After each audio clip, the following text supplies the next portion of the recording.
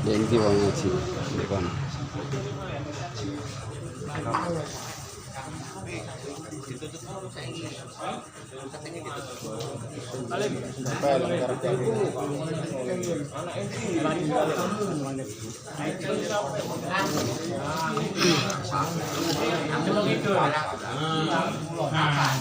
Yo ngadep gurune sih.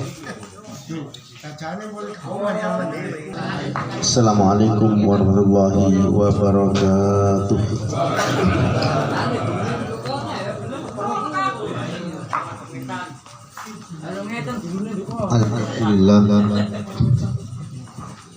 Alhamdulillahilladzi amarna bil ittikhadi wa makhasil akhlaq wa nahana anit tafarruqi wa tahaqqi wan nifaq. Nahmaduhu wa nashkuruhu ala hadamatil qalim. Asyhadu an la ilaha illallah wahdahu la syarika lah, la yusyrik fi mulkihi ahad wa la yahsa ni'amahu adad. Wa asyhadu anna Muhammadan abduhu wa rasuluhu sallallahu alaihi wa ala alihi wa ashabihi wa man tabi'ahum bi ihsan ila yaumiddin, amma ba'd.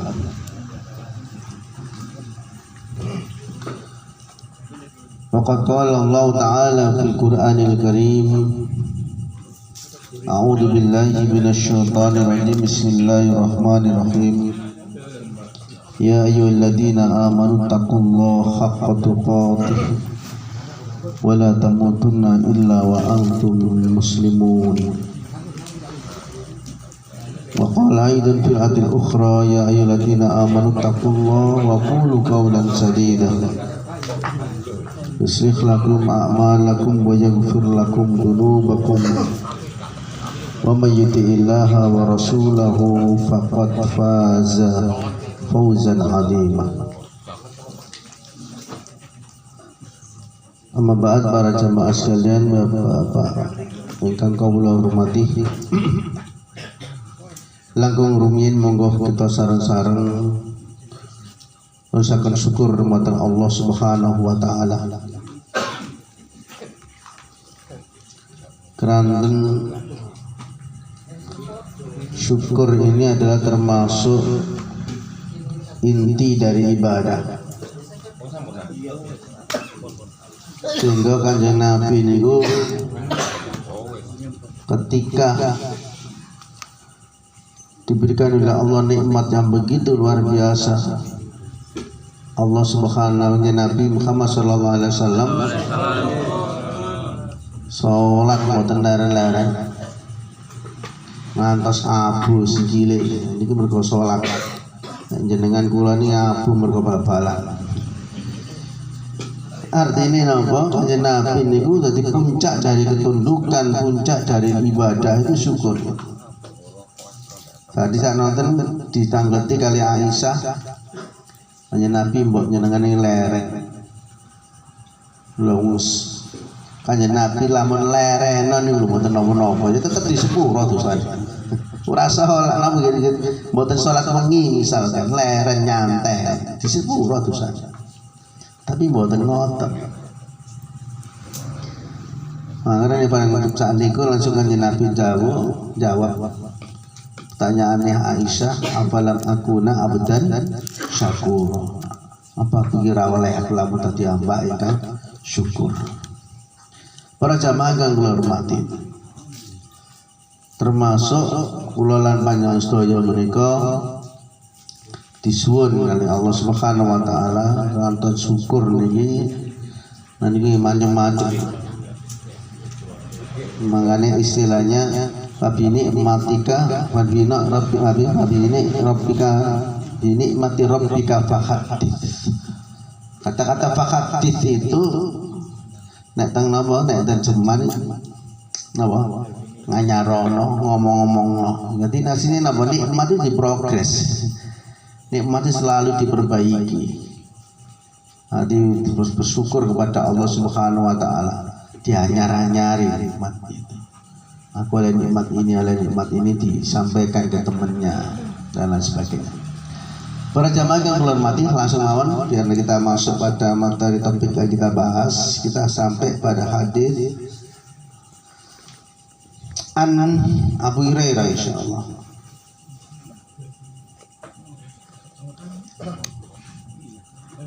Barung yang kemarin an Abi Hurairah anna Rasulullah sallallahu alaihi wasallam la'anat za'iratna.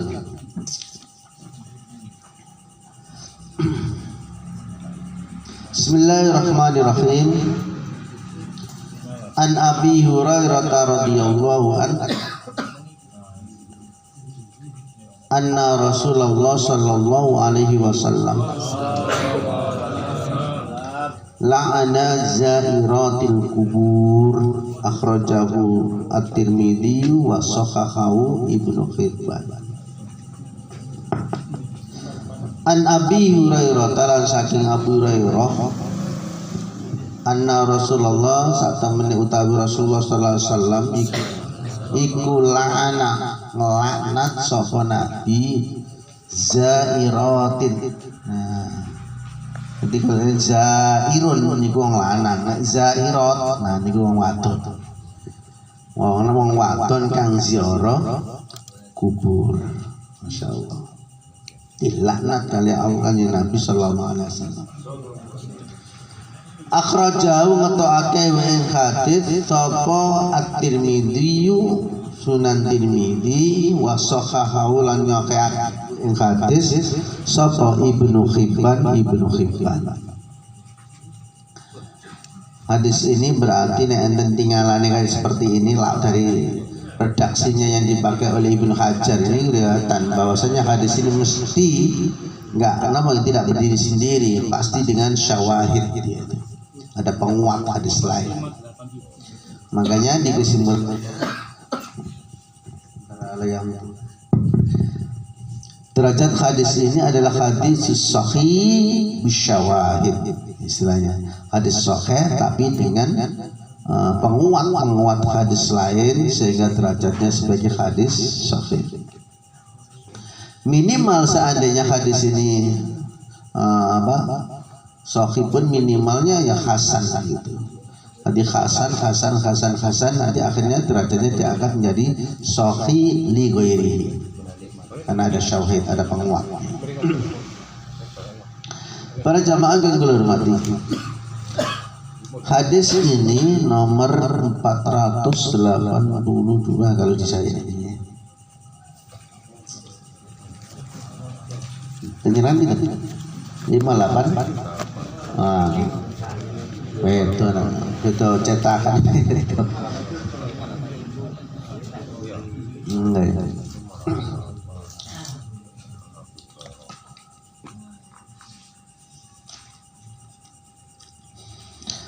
Bisa pelajaran yang bisa kita ambil dari hadis ini. Kalau kita melihat secara maknanya secara gamblang, jadi begitu sangat jelas disampaikan Nabi sallallahu alaihi wasallam ini. Anna Rasulullah sallallahu alaihi wasallam la'ana zairat kubur. Jadi Nabi melaknat perempuan-perempuan para wanita yang ziarah kubur. Ini makna awalnya. Kemudian berjamaah yang dimaksudkan wa ta'ala, pelajaran yang bisa kita ambil dari hadis ini yang pertama, berdasarkan riwayat ini bahwasanya wan nisa'u yudnina min riqqah. Kenapa kok dilaknat? Karena perempuan itu adalah cenderung kepada riqqah, hati lembut ya, lembut hatinya. Hati lihat sesuatu langsung kecenderungan untuk susah nangis. Menangis akan semaput dan sebagainya, itu cenderung ke situ. Misalkan mereka ziarah kubur, diantaranya akhirnya pandangan dari pandangan itu kemudian mereka sampai dilaknat. Artinya kalimatnya itu menggunakan la'anah nih, bukan nuhiyah atau naha. Nah, itu kajian dalam ilmu fikihnya.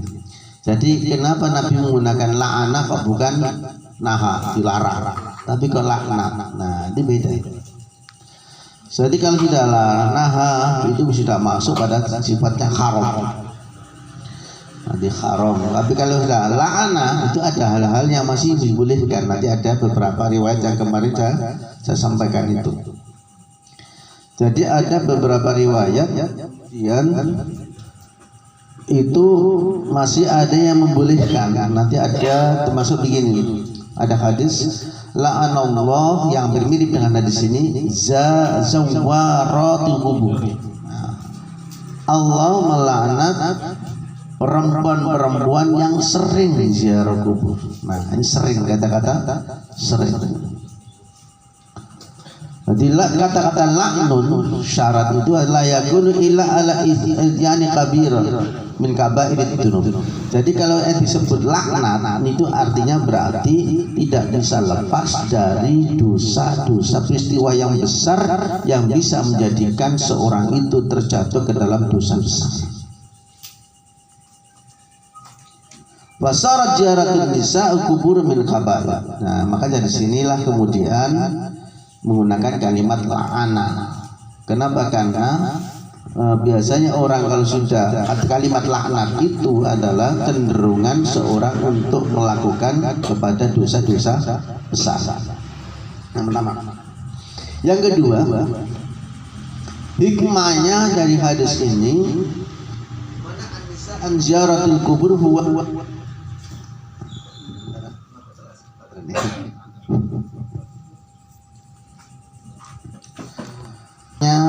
gembengnya gitu ya, tidak ada sabaran. Nah, itu ternyata menjadi pandangan pula.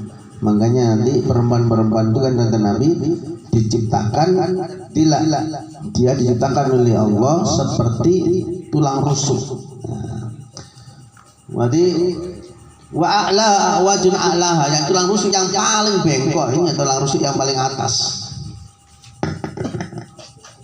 Artinya perempuan itu awal secara apa ya, secara esensi yang awal pribadi manusia itu punya karakternya adalah bengkok.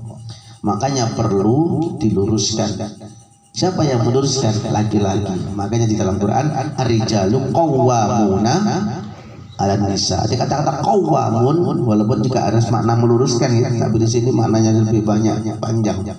Ada mentarbiyah, ada mendidik dan lain sebagainya. Kenapa? Karena mana asalnya secara pribadi manusianya itu kayak karakternya bengkok. Sehingga hikmah dari ayat hadis ini adalah kenapa perempuan kemudian dilaknati, untuk dilaknat ketika mereka ziarah kubur. Kemudian para jamaah yang dimau Subhanahu wa taala, langsung berikutnya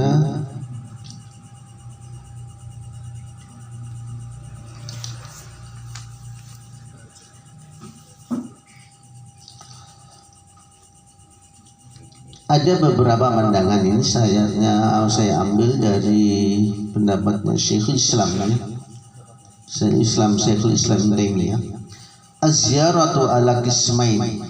Nah, ini yang banyak nih lagunya, namanya ziarah itu ada dua.